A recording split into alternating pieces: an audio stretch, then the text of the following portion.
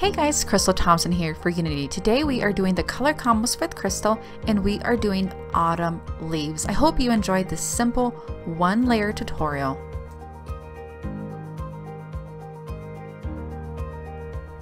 For this card, we are going to be using the gorgeous Thankful and Grateful Fall, and this is a beautiful set of leaves and really large sentiments that really allow you to make it a focal point with really pretty sentiments. Along, we're going to be blending with my new Distress brush.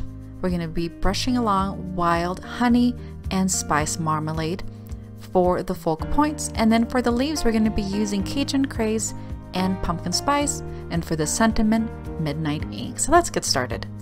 Using the brush, we're going to begin with the Wild Honey. We're going to begin from the outside, blending in. I want to create a soft spotlight in that center, so I'm going to try not to put a lot of color onto that and just trying to blend towards the center, creating a round focal point.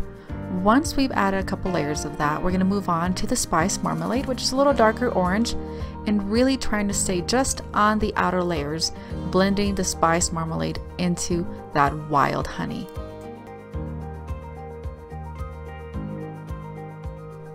Since I used Distress inks, I'm going to splatter just a little bit of water. I'm using the back end of my sprayer and just flickering water onto to create those droplets.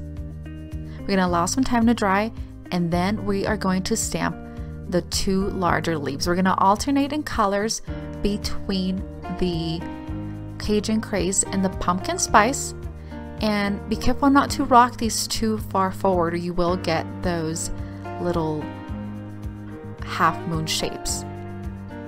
Once that's done, we're going to stamp the Thankful and we're going to add our sentiment.